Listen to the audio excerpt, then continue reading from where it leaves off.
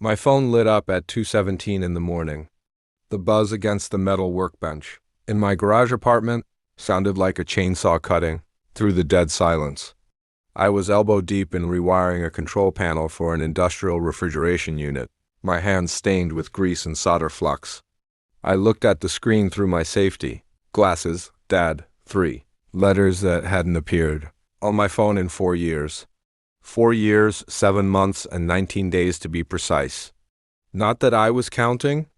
My heart didn't race. My throat didn't tighten. I just felt this strange clinical detachment, like a surgeon examining an x-ray of someone else's broken bones. I wiped my hands on a shop rag and answered. I didn't even get the phone all the way to my ear before his voice came blasting through. Jack, listen to me very carefully. My father's voice wasn't just urgent, it was borderline frantic, the kind of tone you hear from someone who's just realized they left the oven on with the house full of gas. I need you at the main house tomorrow morning. 7 sharp. Your brother Marcus is in deep trouble again, and the lawyers are tying our hands with the business accounts. We need you to sign off on the release documents for your grandfather's commercial properties. Don't make this difficult. Just show up. He didn't ask how I was doing. He didn't ask if I was healthy or employed or even alive. He didn't acknowledge that we hadn't spoken since I was 20 years old. He just barked orders like I was a subordinate who'd been on vacation too long. Before I tell you what happened next, I want you to think about something. How long would you let your parents go without contacting you before you decided the relationship was done? A year? 2 years? 5? Think about your number and keep it in your head, because mine was about to get tested in ways I never imagined. I didn't say yes. I didn't say no. I didn't even say a single word. I just pulled the phone away from my ear, looked at his name on the screen for 3 long seconds, and hit the red button. End call. The silence came rushing back into the garage like water filling a submarine, heavy and total. But this time it felt different. It wasn't the crushing silence of a kid sitting at the dinner table, waiting for someone to ask about his day. This was the calculated silence of a chess player who just watched his opponent hang their queen. I didn't throw the phone across the room. I didn't pace around cursing under my breath. I walked back to my workbench, set the phone down next to my oscilloscope, and stared at the half-finished circuit board in front of me. But I wasn't seeing resistors and capacitors anymore. I was seeing something else entirely. A pattern, a vulnerability, a fatal error in the system. Before I continue, tell, from which place are you watching this story right now? Please subscribe and like the video for motivation. Your 1 second can help me build. I wasn't that scared 20-year-old kid anymore who left home with nothing but a duffel bag and $800 in cash. I was 25 now. I ran the maintenance operations for 3 industrial complexes in the commercial district. My entire professional life was built on diagnostics, reading schematics, and finding the weak points in electrical systems before they caused catastrophic failures. And right now, my father's panic call sounded exactly like a system about to blow. I grabbed a can of energy drink from the mini fridge, the kind that tastes like battery acid mixed with cough syrup, and fired up my laptop. The screen glowed blue in the dim light of the garage. I didn't open Google Maps to check how long it would take to drive to the house. I opened the county property records database. Then I pulled up a second window with the secure business portal I use for my LLC. Here's the thing most people don't know. When you're added as a beneficiary to a family trust or a commercial property deed, you get access credentials. And when your family is too arrogant to think you'd ever use them, they never bother to revoke those credentials. I still had the login information for the family business holdings saved in an encrypted file. They never changed the passwords because they never thought I was smart enough to care. I typed in the credentials. Access granted. The dashboard loaded and I started pulling up documents. Property deeds, lease agreements, tax filings, bank statements. I read through them with the same systematic precision I used when troubleshooting a malfunctioning 3-phase motor. I saw the cash flow problems immediately. I saw the missed payments. I saw the liens. But then I opened a PDF that made me sit up straight in my chair. It was the original trust document my grandfather had filed 18 years ago when he died. My father had mentioned release documents. He said I needed to sign paperwork so they could access the funds tied up in the commercial properties. But as I scrolled through the dense legal language, I found something that made my jaw clench. Section 7, paragraph D, in the event that the primary trustees fail to maintain a minimum operating reserve of $250,000 across all business accounts, trusteeship automatically transfers to the eldest male heir upon reaching the age of 25. I checked the current balance in the operating account, $41,000. I checked my birth date against today's date. I had turned 25 exactly 3 weeks ago. They weren't calling me because they missed their son. They weren't calling because they wanted to rebuild our relationship. They were calling because legally, without them even knowing it, I wasn't just a signature on a form anymore. I was the one holding the keys to the kingdom. I leaned back in my chair, the metal frame creaking under my weight. The garage around me smelled like motor oil and welding flux, and the concrete floor was cold even through my work boots. But this place was mine. I had built it from nothing.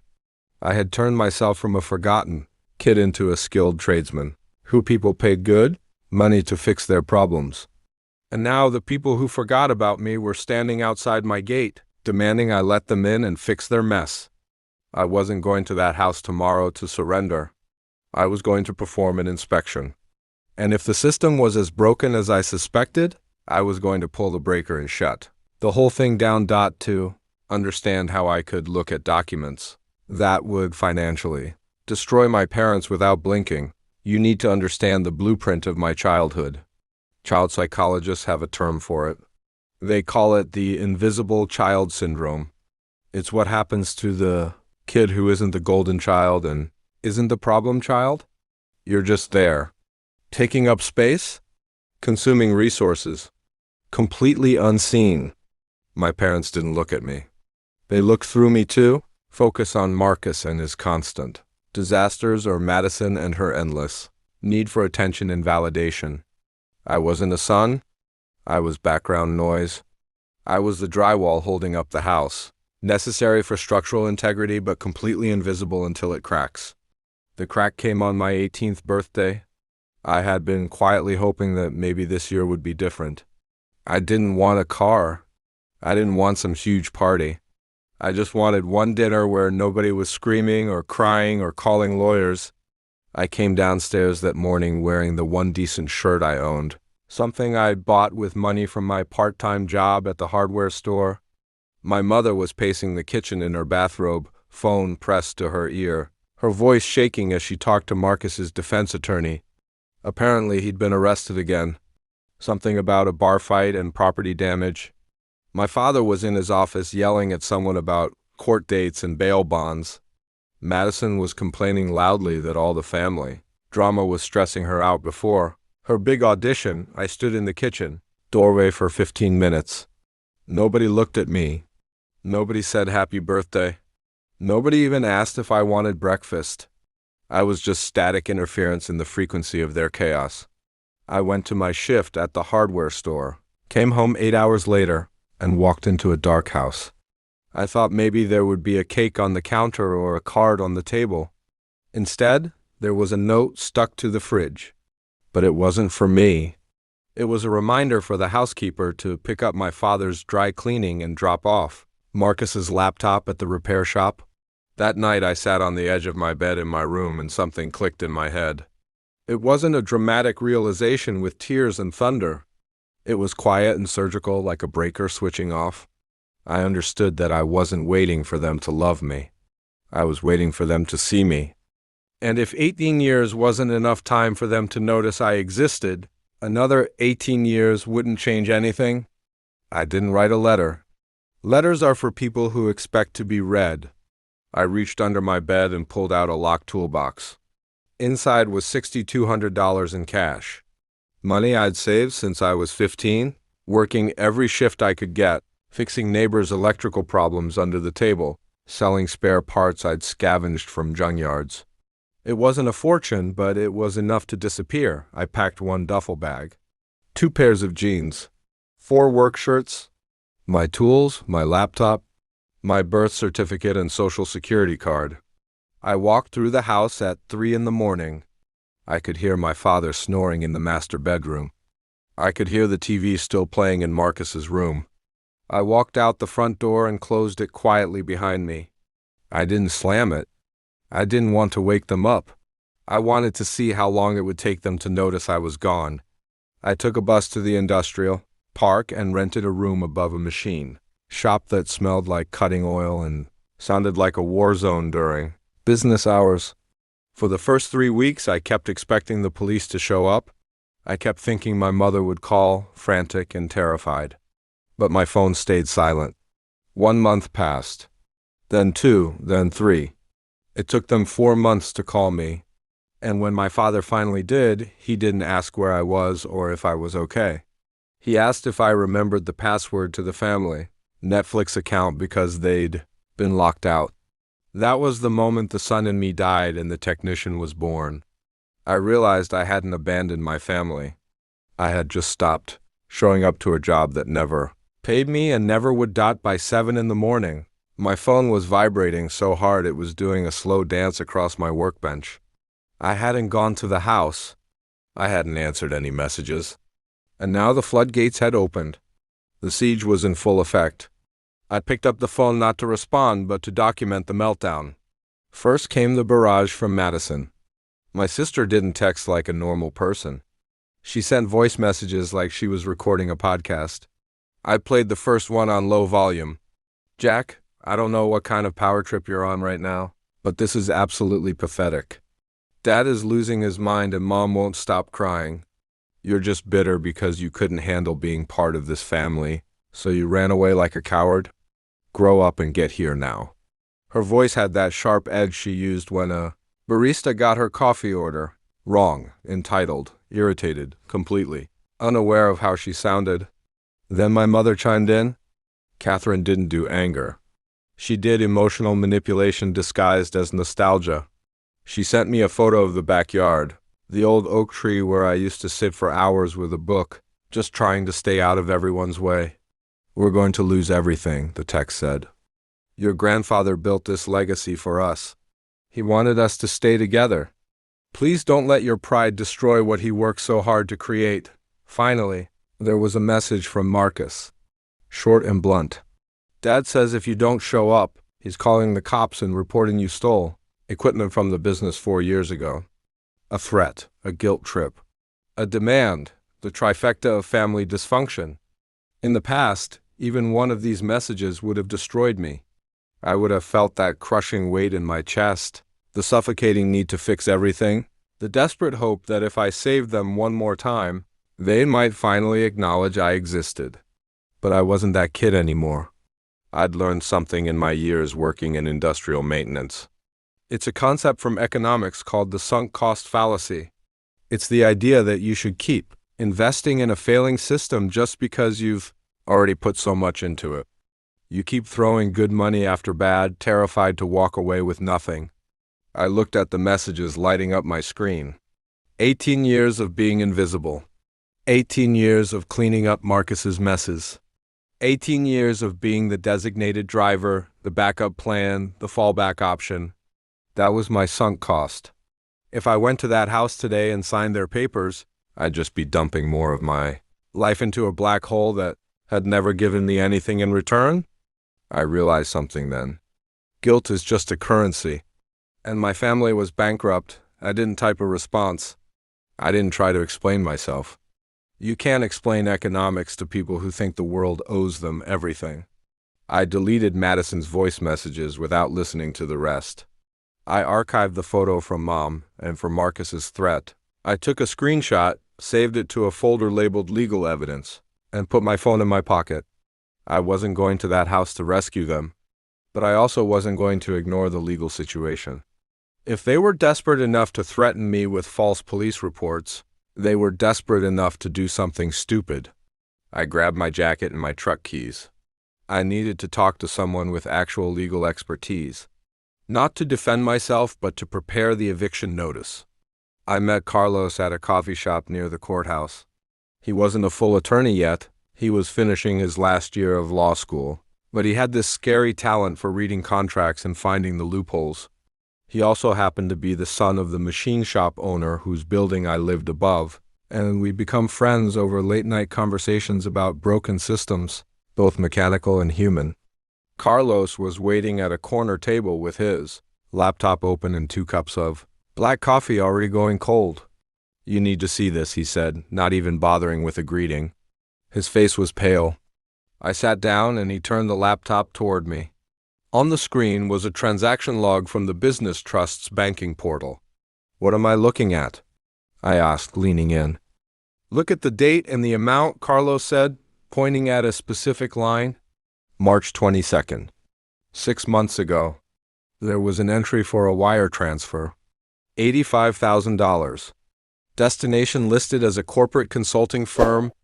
Status rejected due to authorization failure. Why was it rejected? I asked, my stomach starting to tighten. Carlos clicked open a PDF file. "Read the error message." I read it aloud. "Error code 411. Signature verification failed. Secondary authentication required. Digital signature does not match authorized user profile." Carlos pulled up another document. This one was a scanned authorization form. At the bottom was a signature. It said Jack Morrison in handwriting that looked almost exactly like mine. I stared at that signature for 10 seconds. Then 20. I felt something cold sliding down my spine. "That's not my signature," I said quietly. "I know," Carlos replied, "but it's a damn good forgery. Look at the loops on the J and the way the M connects. To the O, someone traced this from something you signed years ago." But they didn't know that high-value business transfers require biometric verification. The bank's system flagged it because the pressure points didn't match your signature profile. "It's a felony, Jack. Textbook fraud." The coffee shop noise seemed to fade away. The espresso machine. The conversations. The music playing overhead. All of it became distant static. Everything suddenly made perfect sense. The desperate phone call in the middle of the night. The demands for me to sign release documents. The threats about calling the police. They weren't trying to get me to authorize a future transaction. They were trying to get me to retroactively authorize a past crime. If I signed their paperwork, it would essentially ratify that forged signature. It would make the fraud disappear. And if I didn't sign it, the bank's compliance department would eventually escalate this to law enforcement. My father wasn't afraid of losing the business. He was afraid of going to prison. "This changes everything," I said, sitting back in my chair. Carlos nodded. "You don't go there alone. Hell, you probably shouldn't go there at all. Just let the bank handle it and walk away." I thought about that for a long moment. I could walk away. I could let the system run its course. I could watch from a distance as everything collapsed. But there was something else in that trust document. Something I'd seen in the fine print. Grandfather had put in a clause about fiduciary duty. If the primary trustees were found to be acting against the interests of the trust, the successor trustee had not just the right, but the obligation to take control and protect the assets. The dark kitchen. The note on the fridge that wasn't for me. The years of being invisible while I stood right in front of them. "Yeah," I said. "I'm really going to do this." They wanted Jack to come home. Well, he was coming. But the kid they ignored had been replaced by the man they couldn't control. I pulled my truck into the circular driveway of the main house, gravel crunching under my tires. The sound was harsh and industrial, completely out of place in this neighborhood of silent luxury, cars and perfect landscaping. I parked right in front of the 3-car garage, blocking one of the doors. The fountain in the front yard was off, the basin filled with brown water and dead leaves. First sign of decayed dot from the outside, the house still looked impressive. Big colonial with white columns and black shutters. But I knew better. I knew the roof leaked over the west bedroom. I knew the VE system was 15 years past its replacement date. I knew the electrical panel in the basement was a fire hazard. And I knew the people inside were just as broken as the infrastructure. I didn't knock. I still had my key from years ago, and I'd bet money they never changed the locks. I was right. The door opened smoothly and I stepped into the foyer. The heavy door shut behind me with a solid thud that echoed through the house. Instantly, the voices in the dining room stopped. I walked toward the sound of silence. They were all there, sitting around the big mahogany table like it was a war council. My father at the head of the table, looking older and grayer than I remembered. My mother clutching a tissue, her eyes red and puffy. Madison and Marcus slumped in chairs, both scrolling on their phones, looking annoyed that they had to be there. When I walked into the room, nobody moved. They just stared. At my steel-toe work boots. At my canvas work jacket with the company logo on it. At the way I stood in the doorway, not shrinking but taking up space. "Jack," my father said, standing up slowly. He forced a smile that looked more like a wince. "You made it. You look different, bigger. I work with my hands now, Dad," I said flatly. "Let's get this over with." "Right. Business first." He gestured at a single piece of paper in the center of the table. A pen sat next to it. "It's straightforward. Just a formality to release the hold on the business accounts so we can cover Marcus's legal situation and keep operations running. The bank is being ridiculous about protocols." I walked to the table. I didn't sit down. I looked at Marcus, who wouldn't make eye contact. I looked at Madison, who rolled her eyes like I was wasting her time. Then I looked at the paper. It was exactly what I expected. A retroactive authorization form. "Just sign at the bottom," my mother said, her voice shaking. "Please, sweetheart. We just want to move forward. We want to be a family again." I picked up the pen. The room went completely still. My father actually leaned forward, his eyes locked on my hand. I could see the desperation in his face. The fear.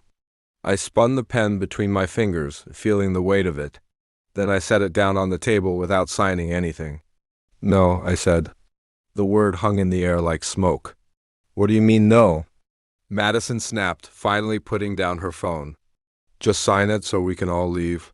I have things to do." "I mean, no," I repeated, looking directly at my father. "I know about March 22nd. The room temperature seemed to drop 10 degrees. My father's face went pale. His mouth opened, but nothing came out. "I know about the $85,000 wire transfer," I continued, my voice calm and level. "I know about the signature that failed verification. I know about the forged authorization with my name on it." My mother gasped. "Robert, what is she talking about?" "It was a misunderstanding," my father stammered, sweat appearing on his forehead. "I was just trying to move money between accounts. I was going to fix it."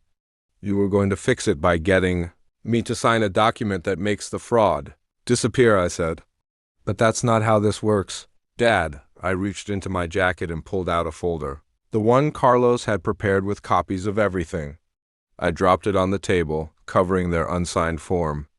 "According to grandfather's trust documents," I said, "any trustee who attempts to misappropriate funds is immediately removed from their position.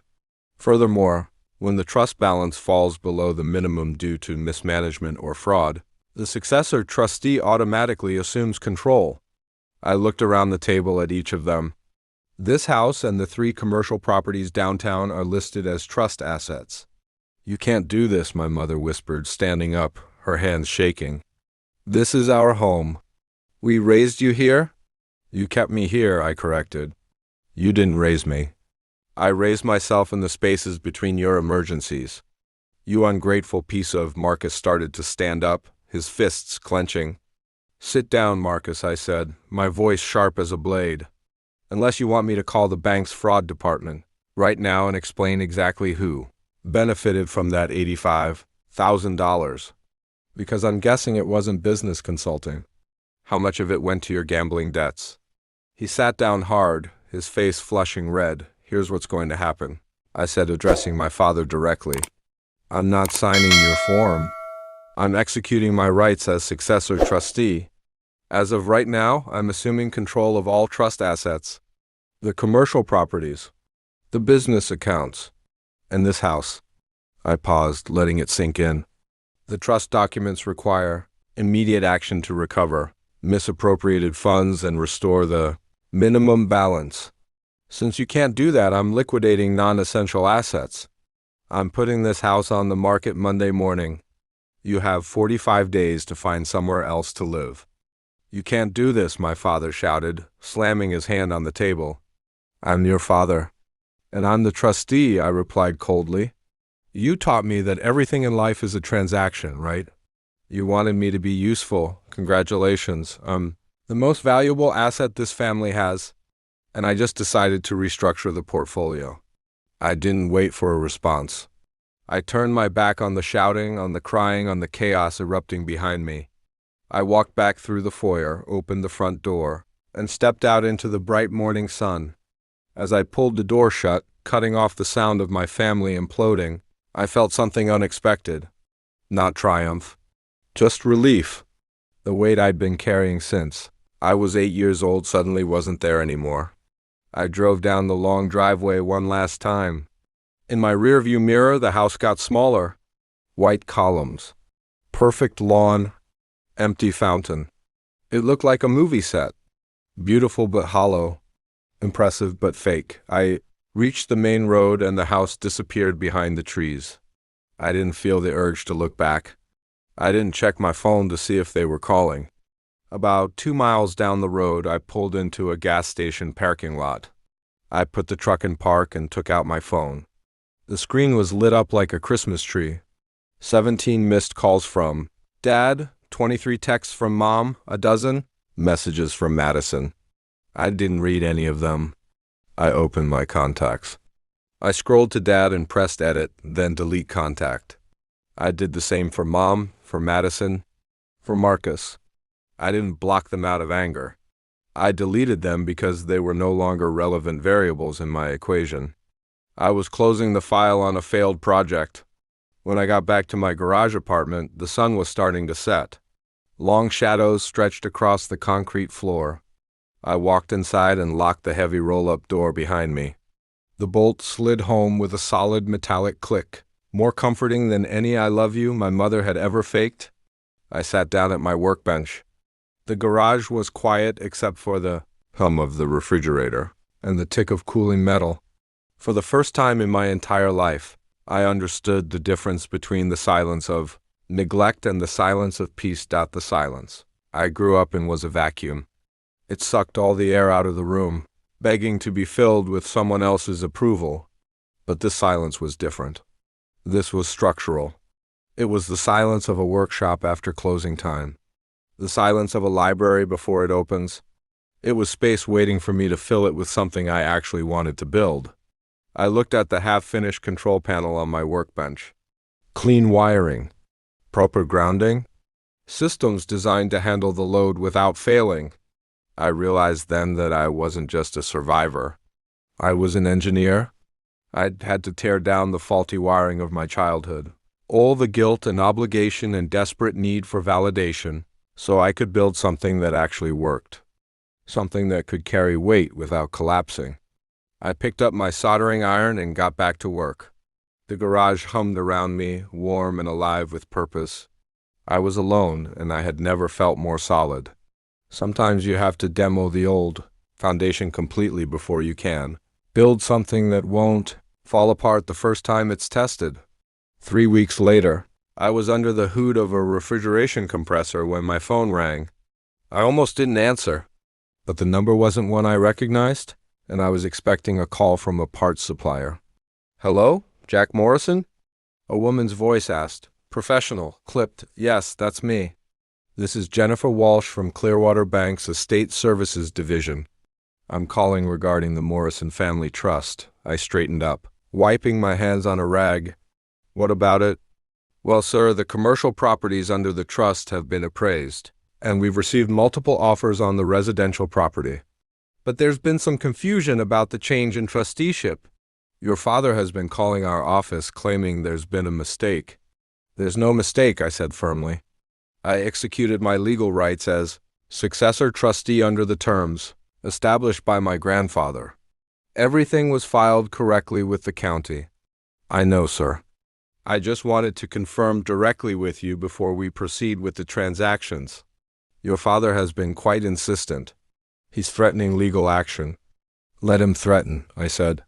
The trust documents are ironclad. My grandfather knew exactly what he was doing when he wrote them. If my father wants to challenge this in court, he'll have to explain the forged signature and the attempted wire fraud. I'm guessing his attorneys have already told him that's not a winning strategy. There was a pause on the other end of the line. Then a small sound that might have been a suppressed laugh. Understood, Mr. Morrison. We'll proceed as planned.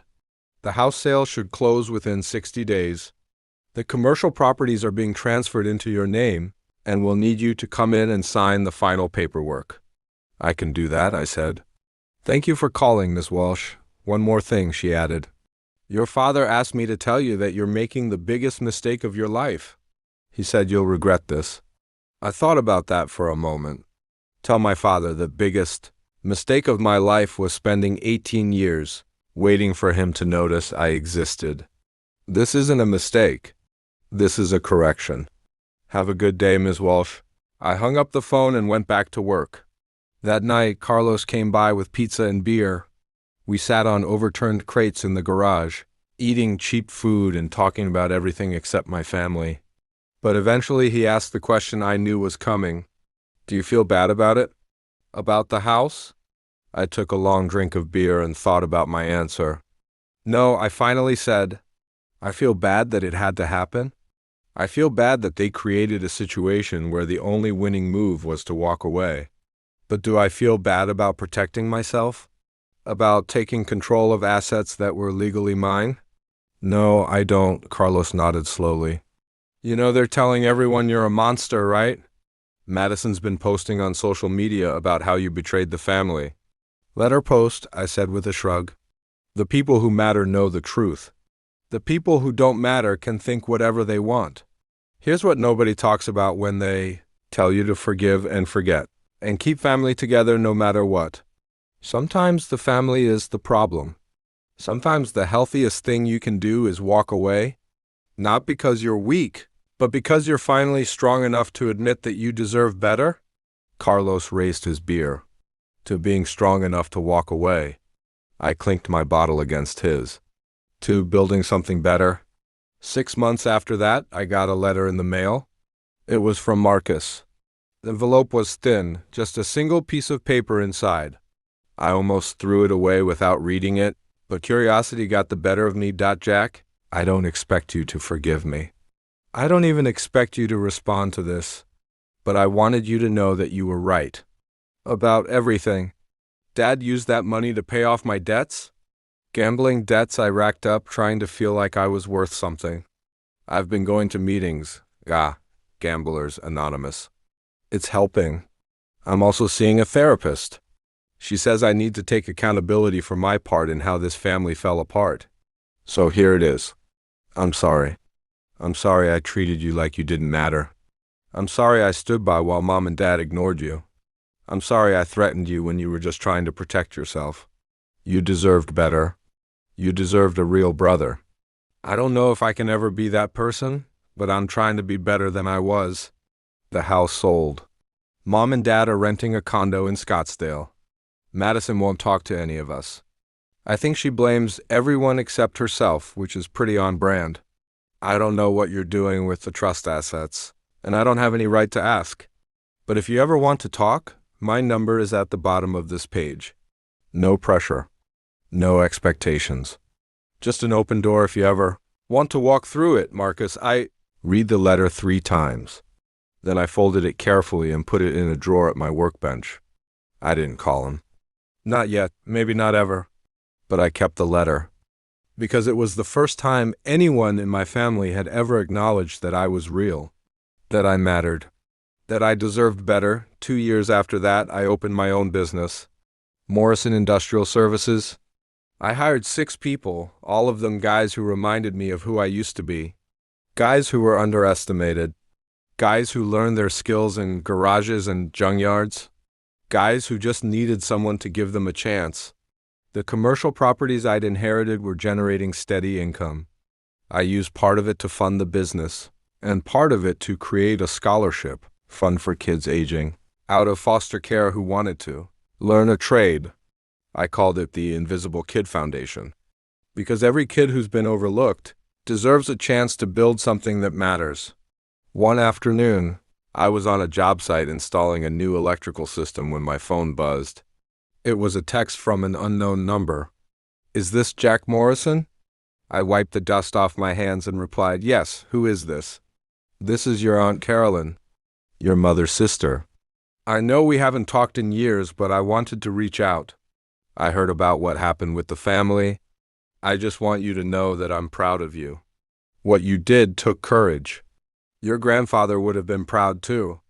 I stared at that message for a long time. I'd barely seen Aunt Carolyn growing up. She'd had some falling out with my mother decades ago and stayed away from family events.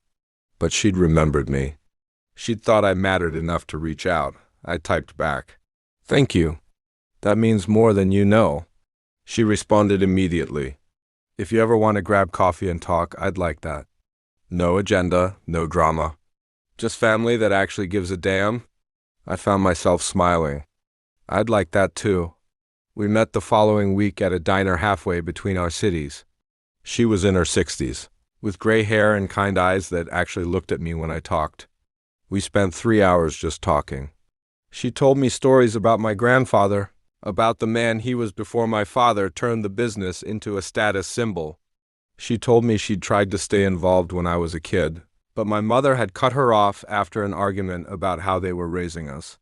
"I wish I'd fought harder to stay in your life," she said, her voice thick with regret. "I could see what was happening. I could see you disappearing. But your mother made it clear I wasn't welcome. I should have tried harder." "You were a kid," I said. "It wasn't your job to fix my parents." "I know," she said. "But you were my nephew. You deserve to have someone in your corner." I looked at this woman who barely knew me but cared enough to reach out. "You're in my corner now," I said.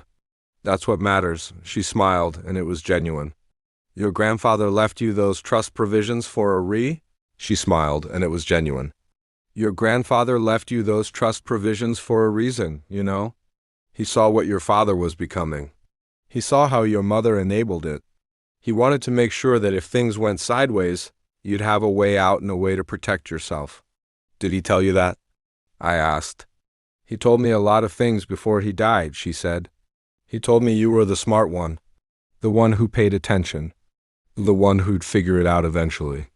She reached across the table and squeezed my hand. He was right.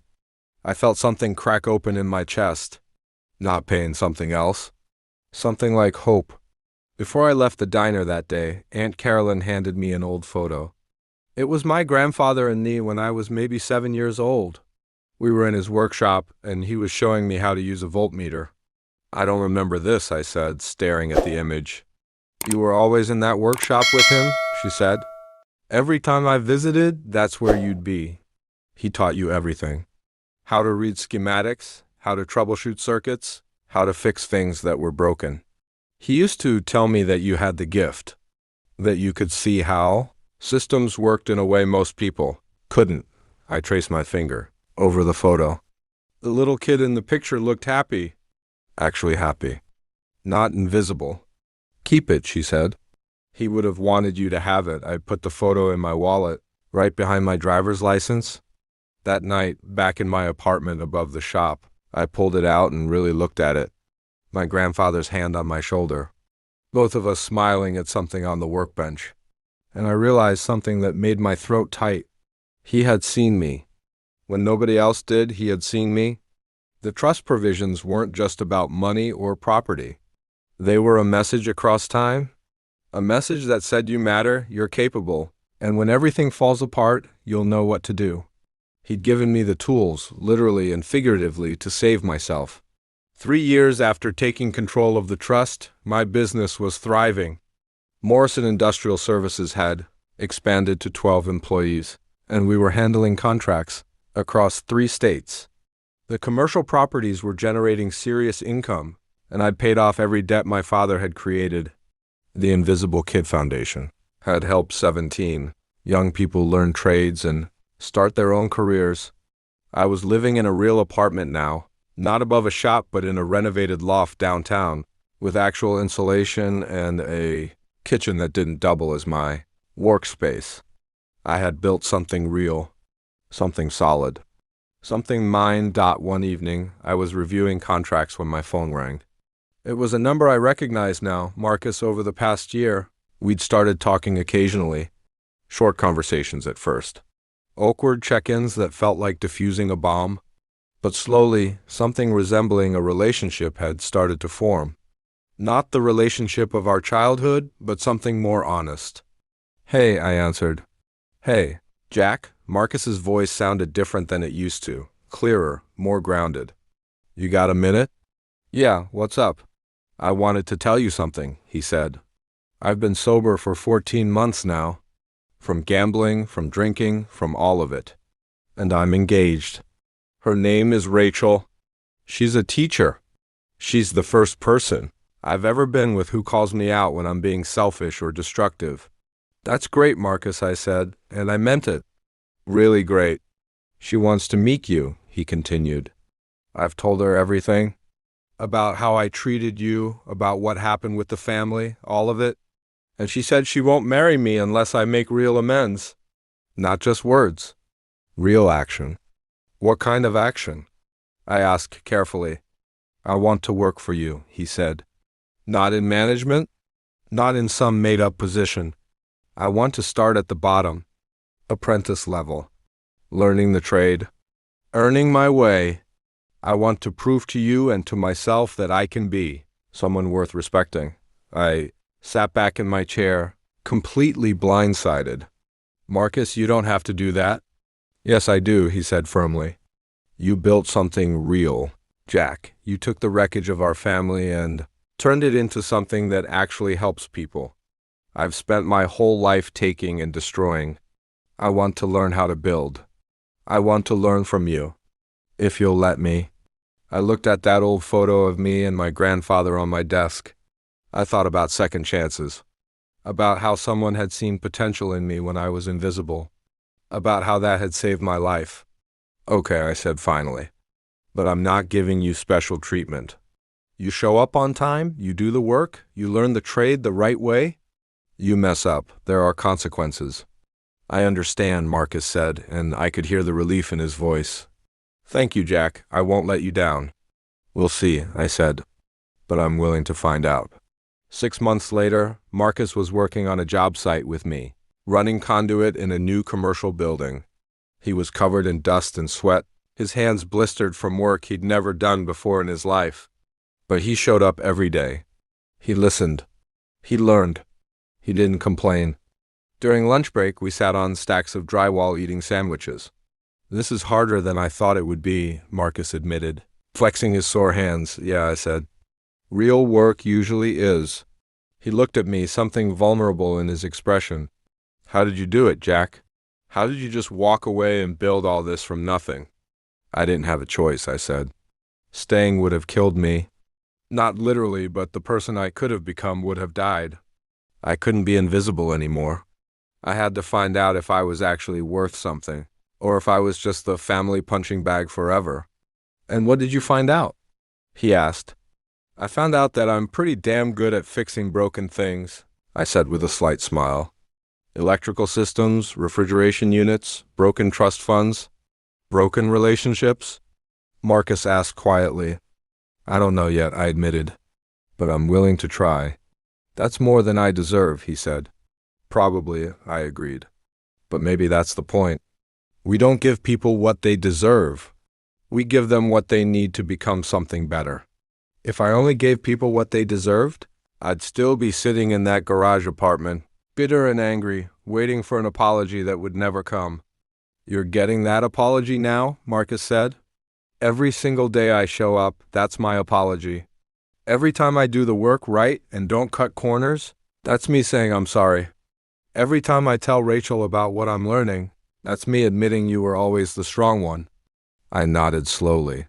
Then keep showing up. 1 year after that conversation, I got an invitation in the mail. Heavy cardstock, formal printing. Marcus Allen Morrison and Rachel Christine Winter's request. The honor of your presence at their wedding. There was a handwritten note inside. Jack, I know I have no right to ask this, but would you be my best man? Not because we were close growing up, but because you're the man I want to stand next to when I promise to be better. If that's too much, I understand. But the offer stands. Marcus, I held that invitation for 3 days, reading it over and over. Part of me wanted to decline. Part of me wanted to keep that protective distance I'd built. But another part of me, the part that remembered being 7 years old in my grandfather's workshop, remembered what it felt like when someone believed in you. I texted him back. I'd be honored. The wedding was small, just close friends and family. Real family, not the performative kind. Aunt Carolyn was there. A few of Marcus's friends from his recovery group. Rachel's family, who welcomed me like I'd always been part of the story. My mother and father weren't invited. Madison didn't come. It was the first family event I'd been to in 7 years where I didn't feel invisible. When Marcus stood at the altar and said his vows, he talked about redemption, about how the person who taught him what real strength looked like wasn't a coach or a mentor from some program. It was his brother, who had every right to hate him but chose to give him a chance instead. I stood next to him in a rented suit, and I felt something I hadn't felt in a long time. I felt like I belonged somewhere. Not because I was useful or because someone needed something from me, but because I'd built relationships based on honesty and respect. After the ceremony, during the reception, Rachel pulled me aside. "Thank you," she said simply. "For what?" I asked. "For not giving up on him," she said. "He told me everything, Jack. Everything. What your family did to you. What he did to you. Most people would have walked away and never looked back. You had every right to—" "I did walk away," I reminded her. "I had to, I know," she said. "But you came back. Not to the toxicity, but to the person. You saw that Marcus could be more than his worst moments. That's rare. That's grace." "I'm not that noble," I said with an uncomfortable laugh. "I just didn't want to become the kind of person who can't forgive." "Maybe," she said. "Or maybe you're the kind of person who knows the difference between forgiving someone and letting them destroy you again. You set boundaries. You demanded change. But you left the door open for him to walk through if he did the work. That's not weakness. That's wisdom." I thought about that as I watched Marcus dancing with his new wife. Thought about the years of therapy I'd gone through. The nights I'd spent wondering if I was too harsh or not harsh enough. The constant calculation of boundaries and self-preservation. Maybe she was right. Maybe wisdom wasn't about holding grudges or keeping people out forever. Maybe it was about knowing the difference between a closed door and a locked one. A closed door could be opened if someone knocked the right way. A locked door meant you'd thrown away the key because the person on the other side had proven they'd only use it to hurt you. I'd closed the door on Marcus. I'd locked it on my parents. And somehow that felt exactly right. 5 years after I took control of the trust, I got a certified letter. Legal letterhead. My father's attorney. I opened it with Carlos sitting across from me, just in case it was something that needed an immediate legal response. "Mr. Morrison," the letter began, "I am writing on behalf of your father, Robert Morrison, to inform you of a medical situation. Your father has been diagnosed with stage 3 colon cancer. Treatment is ongoing, but the prognosis is uncertain. He has asked me to reach out because he wishes to see you. He would like the opportunity to speak with you before, and this is his phrasing, before it's too late. I understand there is significant history between you and your family. I'm not here to mediate or judge. I'm simply passing along his request. If you wish to respond, you can reach him at the number below. If you do not wish to respond, that is entirely your right, and this will be the only correspondence on this matter." I set the letter down on the table. Carlos watched me carefully. "What are you thinking?" He asked. "I'm thinking that 5 years ago, This letter would have destroyed me, I said slowly. I would have felt guilty. I would have wondered if I was a terrible person for not rushing to his bedside. I would have convinced myself that I owed him something because he was sick. And now? Carlos asked. Now I'm thinking about what Aunt Carolyn told me, I said. About how my grandfather saw who I really was. About how he set up the trust to protect me because he knew what kind of man my father was. My father had 38 years to see me. 18 years when I lived under his roof. And 20 more years when he could have picked up the phone any time. He didn't call to apologize. He didn't call to check on me.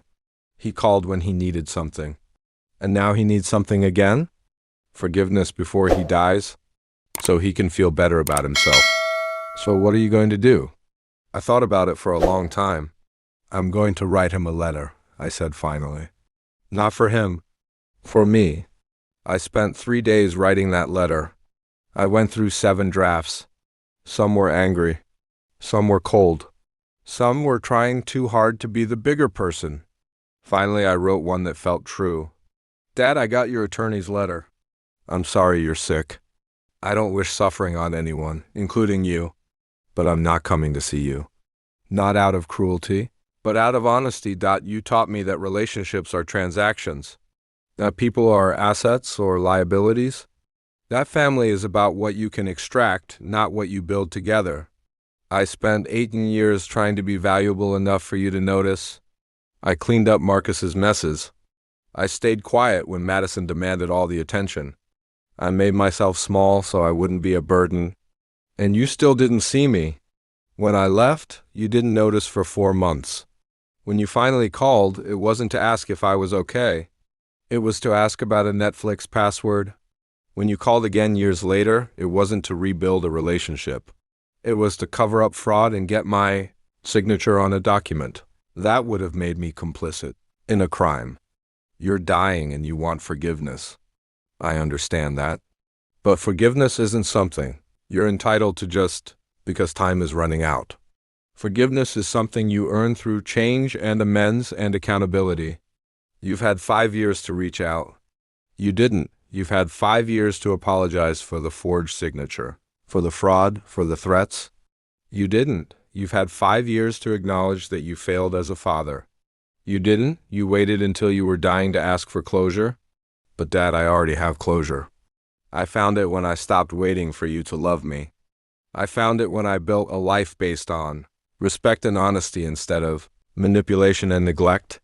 I found it when I learned that I don't have to light myself on fire to keep other people warm. I hope your treatment goes well. I hope you find peace, whatever that looks like for you. But I can't be the one to give it to you.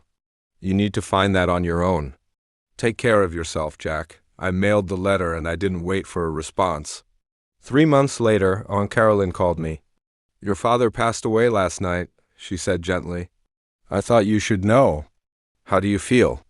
I asked. Sad, she said honestly. Not because of who he was at the end, but because of who he could have been. He was my brother-in-law for 40 years, and I watched him become someone I didn't recognize. What about you? How do I feel? I asked myself the question honestly. I feel relief. Not that he's dead, but that I don't have to wonder anymore if he'll change. I don't have to keep that tiny bit of hope that maybe someday he'll apologize. It's over. The story is finished, and I can move forward without looking back. That's healthy, Jack, she said. That's self-preservation. There's a funeral, she continued. Small service. Your mother planned it. Madison will be there? I don't know about Marcus. I'm not going, I said. I know, she replied. I didn't think you would. I just wanted you to have the information in case you changed your mind. I won't change my mind, I said. But thank you for calling. For what it's worth, she said, your grandfather would be proud of the man you've become. He'd be proud that you protected yourself, that you built something real, that you didn't let them break you. That means everything, Aunt Carolyn. Thank you. The day of my father's funeral, I went to work. I had a job installing a new HVAC system in a medical building. It was honest work. Hard work. Work that mattered because when I was done, people would be comfortable and safe. At lunch, I sat on the roof of the building, eating a sandwich and looking out over the city. My phone buzzed with a text from Marcus. "I'm at the funeral. It's as awful as you'd imagine." Madison gave a speech about what a great father he was. "Mom is playing the grieving widow." "Nobody mentioned you?" "Nobody asked where you were. It's like you never existed." "Good," I texted back. "That's exactly how I want it." He sent back a simple thumbs up and then, "I'm proud of you, brother, for knowing when to walk away. I wish I'd learned that lesson sooner." "You learned it when you were ready," I replied. "That's what matters." That evening, I met Aunt Carolyn for dinner. We'd started doing this once a month, just the two of us. She told me stories about my grandfather. I told her about my business, about the kids we were helping through the foundation, about the life I was building. "You're doing exactly what he hoped you'd do," she said, smiling at me across the table. "You're taking broken things and making them work again. Not just electrical systems, people, relationships, yourself. I'm trying." I said, "You're succeeding," she corrected. "And I hope you know that you have family." "Jack, real family. Me, Marcus. Now that he's doing the work, Rachel, the people you've chosen to let into your life. Family isn't about blood. It's about who shows up." I raised my glass. "To the family we choose?" She clinked her glass against mine. "To the family we choose?" 7 years after I walked out of my father's house for the last time, I stood in front of a room full of young people. They were kids aging out of foster care, attending a workshop my foundation sponsored about learning skilled trades. I told them my story. Not all of it, but enough. I told them about being invisible, about leaving home with nothing, about learning that your worth isn't determined by the people who can't see it.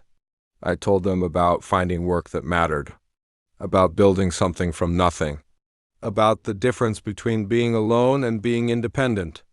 One kid raised his hand. He was maybe 17, skinny, with wary eyes that had seen too much. "How did you stop being angry?" he asked. "Who says I stopped?" I replied honestly. "I'm still angry sometimes. Angry at the years I lost. Angry at the things I didn't get that other kids took for granted. But I learned something important. Anger is fuel. You can let it burn you up, or you can use it to power something better. I chose to build." The kid nodded slowly, and I saw something shift in his expression. Something like hope. After the workshop, he came up to me. "I'm Daniel," he said, shaking my hand. "I want to learn what you do. I want to work with electrical systems and fix things." I smiled. "You got a notebook?" He pulled one out of his backpack. "Good, write this down." I gave him a reading list. Basic electrical theory, OSHA safety courses, YouTube channels that taught practical skills. Then I gave him my business card. "When you finish those, call me. We'll talk about an apprenticeship." His eyes went wide. "Serious?" "Dead serious," I said. "But you have to do the work. Nobody's going to hand you anything. You have to show up and earn it." "I will," he said, gripping that business card like it was a winning lottery ticket. "I promise." 2 years later, Daniel was working for Morrison Industrial Services. He was one of my best apprentices, showing up early, staying late, asking questions, learning fast. He reminded me of myself at that age, hungry, determined, refusing to be invisible. One day, we were working side by side on a complex wiring job. He was concentrating hard, his tongue sticking out slightly as he stripped wire and made connections. "You know," he said without looking up, "I used to think I was worthless. That because my family didn't want me, there was something wrong with me." "What changed?" I asked. "You did," he said simply. "You showed me that the people who couldn't see your value were the ones with the problem, not you. You showed me that you can build a life that matters, even if you start with nothing. You gave me a chance when I was nobody." I set down my tools and looked at him. "Daniel, you were never nobody. You were just someone whose story hadn't started yet." He looked up at me and I saw tears in his eyes. "Thank you, Jack, for everything." "Don't thank me yet," I said with a grin. "Wait until you see the next job site. It's a mess. You're going to earn every penny. He laughed, wiping his eyes. Bring it on. That night, I sat in my apartment and looked at the wall I'd turned into a gallery of sorts.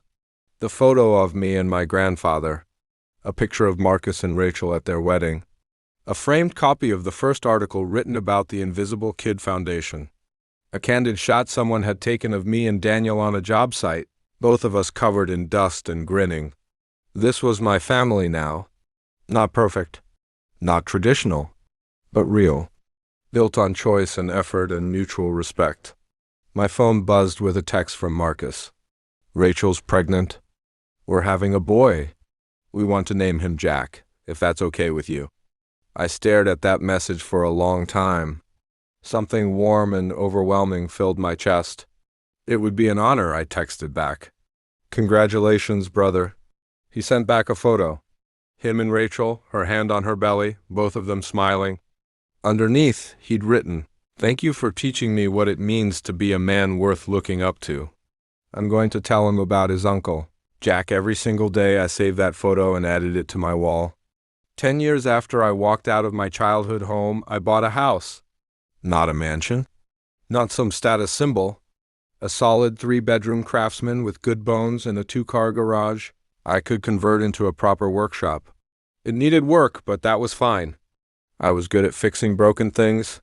The day I moved in, Aunt Carolyn, Marcus, Rachel, and little Jack, who was now 3 years old, all came to help. We spent the day carrying boxes, assembling furniture, and ordering too much pizza. At one point, I stood in the backyard, looking at the space and planning where I'd build a deck. Marcus came out and stood next to me. "This is a good house," he said. "It's solid." "Thanks," I said.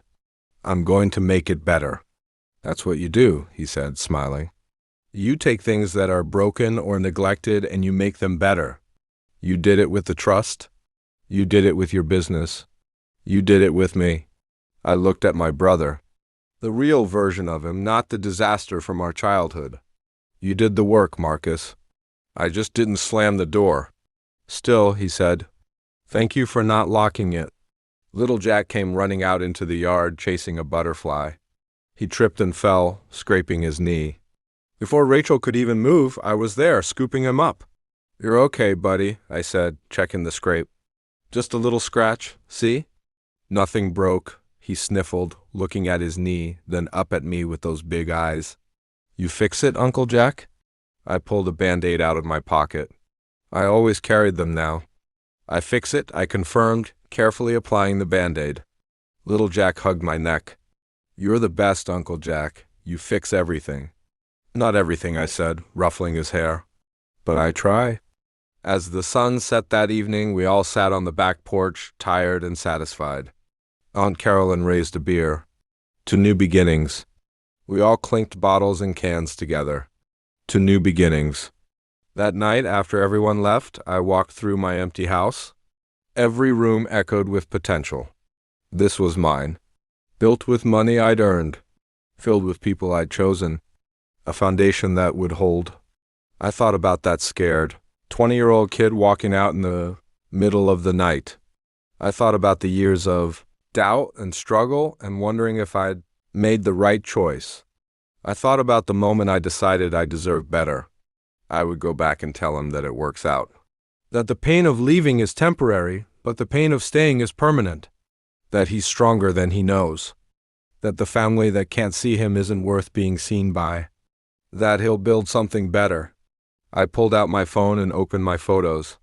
I scrolled all the way back to a selfie I'd taken on my first day in that garage apartment. I looked young, scared, uncertain, but determined. I took a new selfie now. Same angle. Different man. I put them side by side. The before and after. Then I posted them to social media with a caption. 10 years ago, I left everything I knew with $800 in a duffel bag. I was told I'd fail. I was told family is everything and I'd regret walking away. I was told I was selfish and ungrateful. Today, I own a business that employs 15 people. I've helped 23 young people learn trades and start careers. I bought a house. I have relationships built on respect instead of obligation. And I've never once regretted choosing myself. To anyone out there who feels invisible in their own family, who's waiting for someone to see them, who thinks they're not strong enough to walk away, you are strong enough. You deserve better. And sometimes the bravest thing you can do is save yourself. Don't let anyone tell you that's selfish. That's survival. That's self-respect. That's the foundation everything else is built on.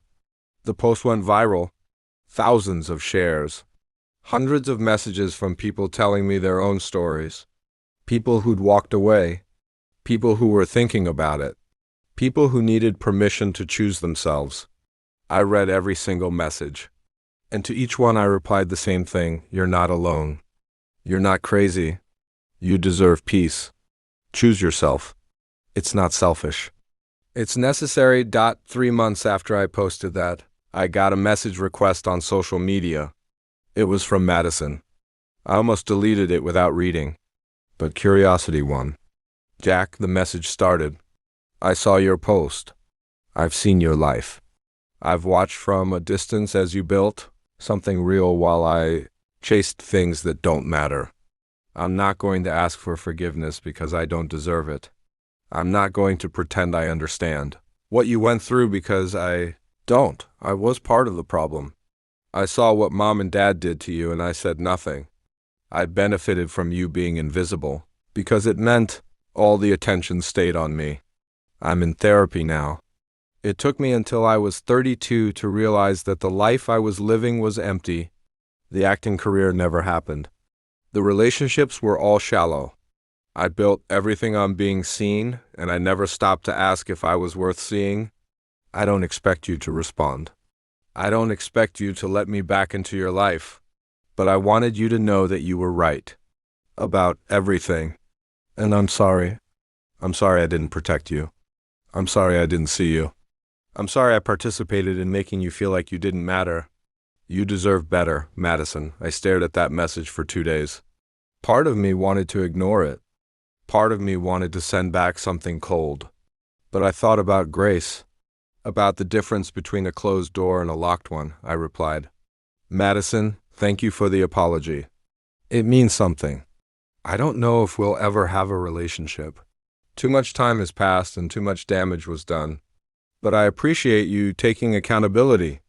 That takes courage. If you're serious about changing, keep doing the work. Not for me, for yourself. Because you deserve to be more than what Mom and Dad trained you to be. I wish you well, Jack, she responded immediately. That's more than I deserve. Thank you. I don't need a relationship, Jack. I just needed you to know that I see you now. Even if it's too late, I finally see you. And you're extraordinary. I closed the app and set my phone down. That was enough. I didn't need her in my life. But I didn't need to carry anger toward her either. She was doing her work. I had done mine. We could both exist in the world without hurting each other anymore. That was enough. 15 years after I left home, I stood on a stage in front of 300 people. I'd been invited to speak at a conference about skilled trades and workforce development. But they'd asked me to talk about something else too. About resilience. About building a life from nothing. I told them the whole story. The invisible childhood. The midnight escape. The years of doubt. The forged signature and the trust fund battle. The decision to walk away permanently. The slow rebuild. The business. The foundation. The family I chose. When I finished, the room was silent. Then someone started clapping. Then another person. Then the entire room was on their feet. After the speech, dozens of people came up to me. They told me their stories. About walking away from toxic families. About choosing themselves. About the guilt and the doubt and the eventual peace. One woman, probably in her 60s, grabbed my hand with tears in her eyes. I stayed for 40 years, she said. 40 years waiting for them to change. I wish I'd had the courage to do what you did when I was 20. You would have saved yourself decades of pain. It's not too late, I told her gently. It's never too late to choose yourself.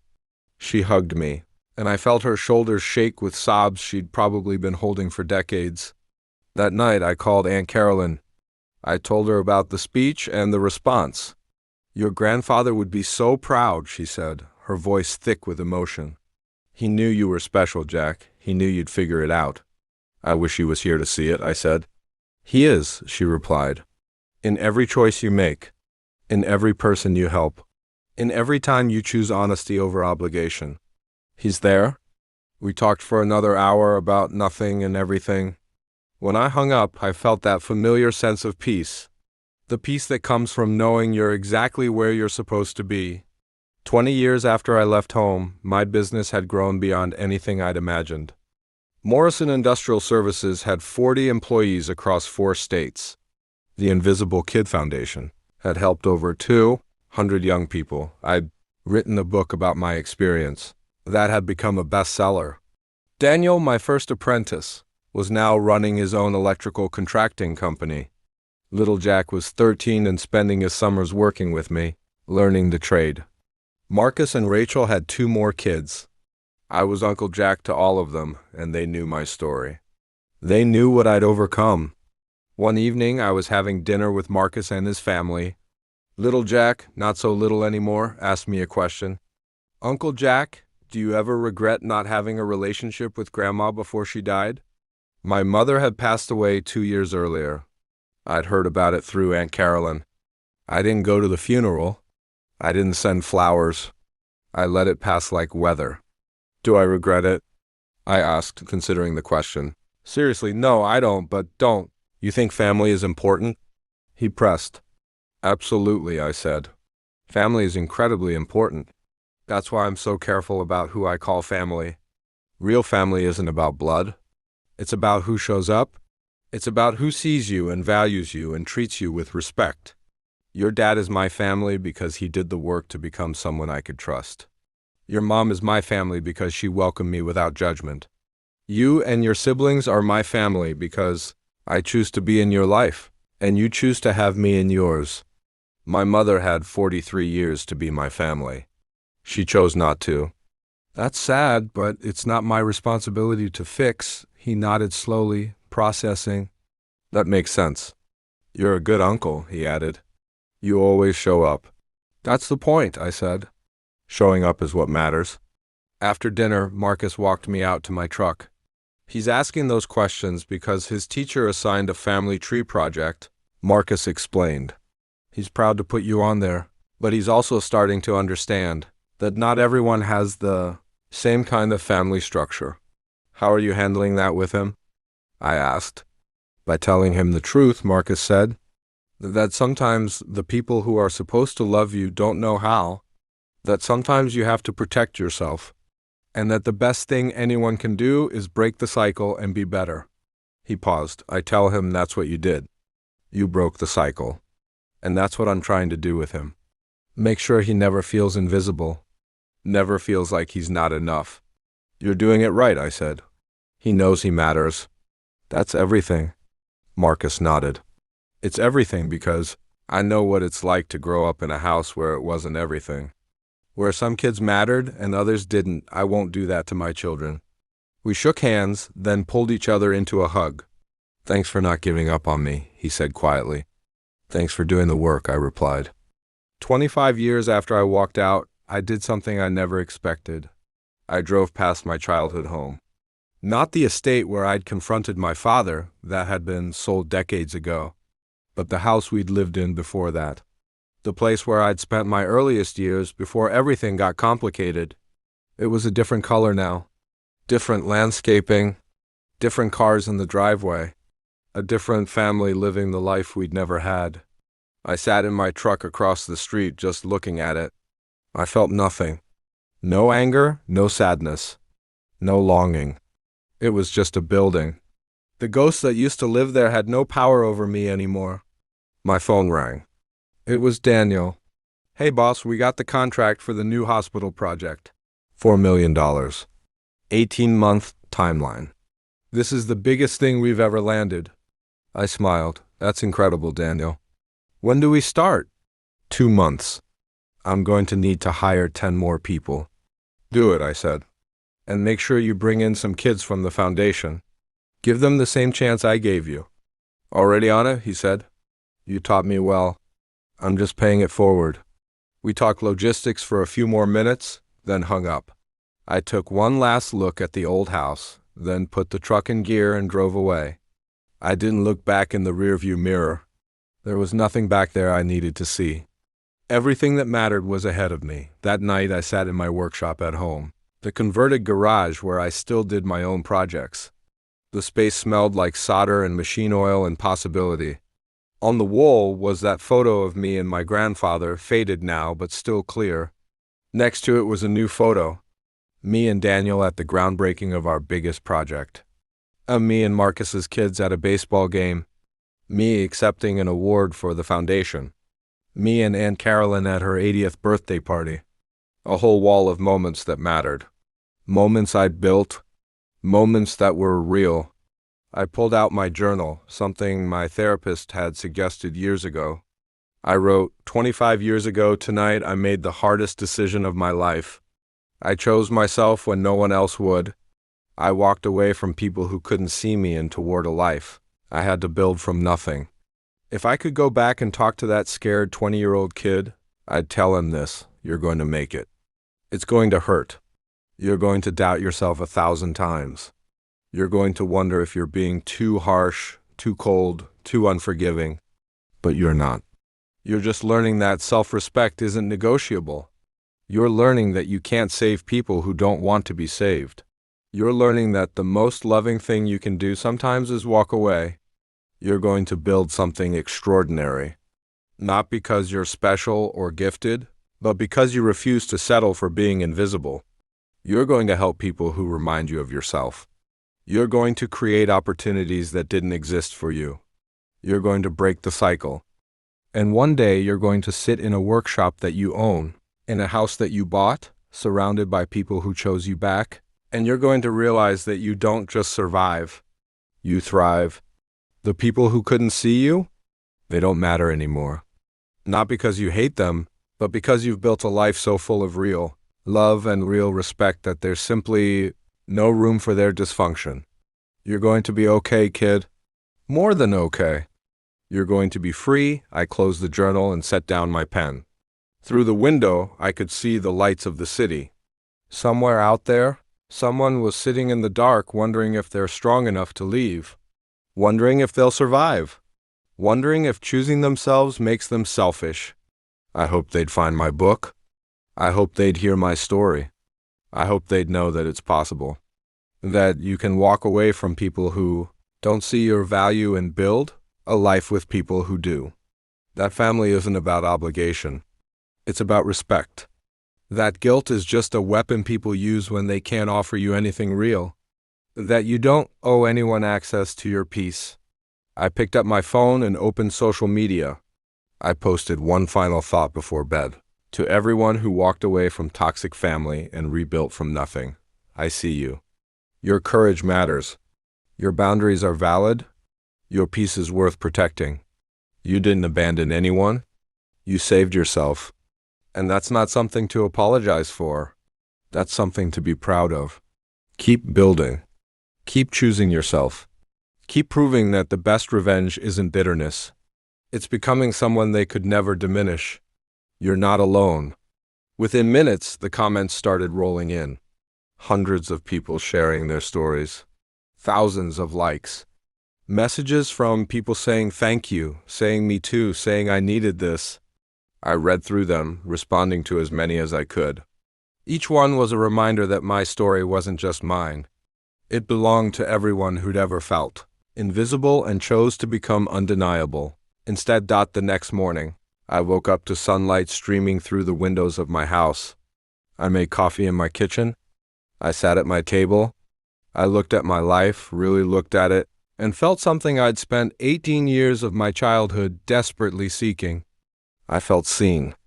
Not by the people who were supposed to see me, by myself, and that was enough. That was everything. I grabbed my keys and headed to the shop. We had 3 job sites running today, and Daniel needed help with the hospital project specs. Marcus was bringing little Jack by after school to learn how to bend conduit. Aunt Carolyn was coming over for dinner tonight, bringing her famous lasagna. This was my life now. built on honesty, built on respect, built on the radical idea that I deserved better than scraps of attention from people who saw me as an inconvenience. My phone buzzed with a text from Daniel. "Boss, you're not going to believe this. We just got contacted by a national trade school program. They want to partner with the foundation. They saw your TED doc and want to replicate the model in 12 cities. They're offering full funding." I stopped walking and just stared at that message. 12 cities. Hundreds more kids getting the chance I'd given Daniel. Hundreds more invisible kids becoming undeniable. I texted back, set up the meeting. Let's change some lives. As I drove to the shop, I thought about my grandfather, about the trust he'd set up, about how he'd seen me when no one else did, about how he'd given me the tools to save myself. He'd known. Somehow, he'd known that I'd need an escape route, that I'd need proof that I mattered, that I'd need a foundation to build on when everything else collapsed.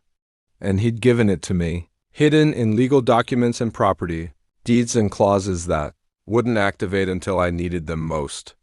That wasn't just inheritance. That was love. Real love. The kind that sees someone's potential and protects it, even from their own family. I pulled into the parking lot of Morrison Industrial Services. The sign out front had been repainted last month. Clean letters, professional, permanent. This was real. I'd built this. Not with family money or connections or advantages. With skill and determination and the stubborn refusal to accept being invisible. I walked into the office and Daniel was already there. Paperwork spread across the conference table. 3 laptops open, running numbers. He looked up when I came in. "Ready to change the world?" he asked with a grin. I sat down across from him, grabbed a laptop, and pulled up the proposal documents. Let's get to work. And that's the thing about walking away from toxicity and building something real. You don't just save yourself. You create a ripple effect. You become proof that it's possible. You become the example someone else needs to find the courage to leave. You become the mentor you wish you'd had. You become the person who sees other people the way you wish you'd been seen. That's not revenge. That's legacy.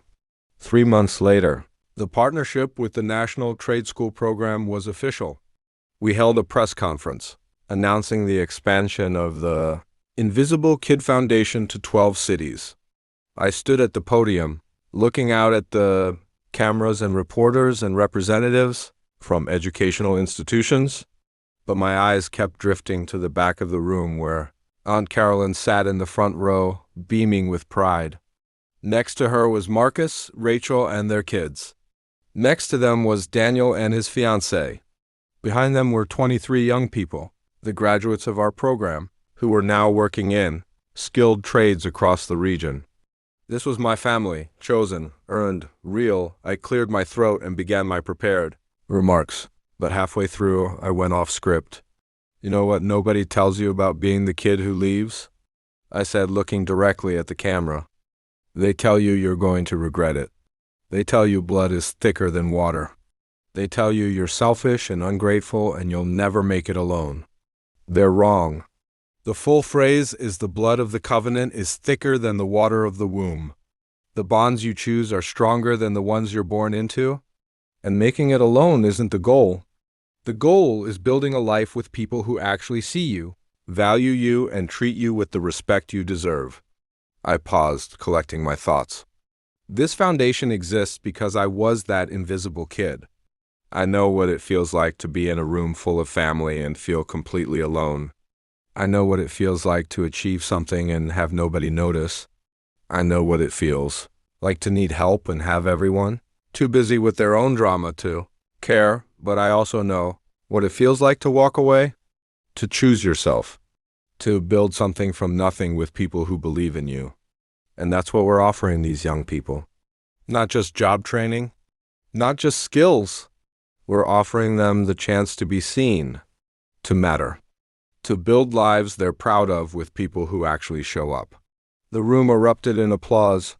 After the press conference, I was surrounded by reporters asking questions, partners wanting to discuss logistics, and kids asking how they could apply to the program.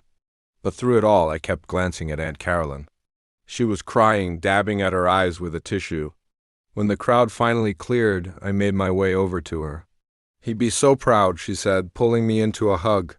"Your grandfather. He'd be so incredibly proud." I held her tight, this woman who'd chosen to be family when she didn't have to be. "I hope so, I know so," she said firmly, pulling back to look at me. "You took the worst thing that ever happened to you and turned it into the best thing that could happen to hundreds of other kids. That's not just success, Jack. That's transformation." That evening, we all went out to dinner. The whole crew. Aunt Carolyn, Marcus and his family, Daniel and his fiancée, and 3 of the foundation graduates who were in town. We took over an entire section of the restaurant, loud and laughing and completely comfortable with each other. At one point, little Jack, now 14, stood up with his glass of soda. "I want to make a toast," he announced, his voice cracking slightly with adolescence. "To Uncle Jack, you taught me that family isn't about who you're related to. It's about who shows up. And you always show up." Everyone raised their glasses. To Jack, to showing up. I looked around the table at these faces. People who'd chosen me. People I'd chosen back. People who saw me not as an asset or a liability, but as a human being worthy of respect and love. This was what I'd been searching for my entire childhood. Not permission to leave, not validation from the people who couldn't give it. Just this connection, real connection, built on honesty and respect and mutual care. That night, after everyone had gone home, I sat on my back porch with a beer looking up at the stars. My phone buzzed. It was a message from a number I didn't recognize. "Mr. Morrison, my name is Sarah. I'm 17 and I just aged out of foster care. I read your book and I watched your TED Talk. I don't have anywhere to go and I don't know what to do. But I'm good with my hands and I'm not afraid of hard work. I know this is probably a long shot, but is there any way I could be part of your program? I'm in Phoenix and I saw you're expanding there. I just need a chance. Someone to see me. Please." I stared at that message for a long moment. Then I typed back, "Sarah, meet me at this address tomorrow at 9 a.m. Bring a notebook and wear clothes you can work in. You're going to learn a trade. And yes, someone sees you. Welcome to the family." 3 dots appeared immediately. Then, "Thank you. You have no idea what this means." "Oh, I do," I replied. "I really do." I set my phone down and looked back up at the stars. Somewhere in Phoenix, a 17-year-old girl who felt invisible was going to sleep tonight, knowing that tomorrow someone would see her. Someone would give her a chance. Someone would teach her that her worth wasn't determined by the people who couldn't see it. That was my grandfather's legacy, passed down to me, and now passing through me to the next generation. The cycle wasn't just broken, it was reversed. 30 years after I left home, I stood in front of a massive crowd at a national conference on family systems and trauma recovery. I was the keynote speaker. The topic was breaking generational cycles. I told the whole story, every painful detail, the invisible childhood, the forgotten 18th birthday, the midnight escape, the years of rebuilding, the forged signature, the confrontation, the decision to walk away permanently, the business, the foundation, the family I chose, the legacy I built. When I finished, the standing ovation lasted 5 minutes. People were crying. People were nodding. People were seeing themselves in my story. During the Q&A session, someone asked the question I'd been asked 1,000 times. Do you ever regret cutting off your parents? I really thought about it before answering. Regret implies I made the wrong choice. I didn't. I made the only choice that allowed me to survive and eventually thrive.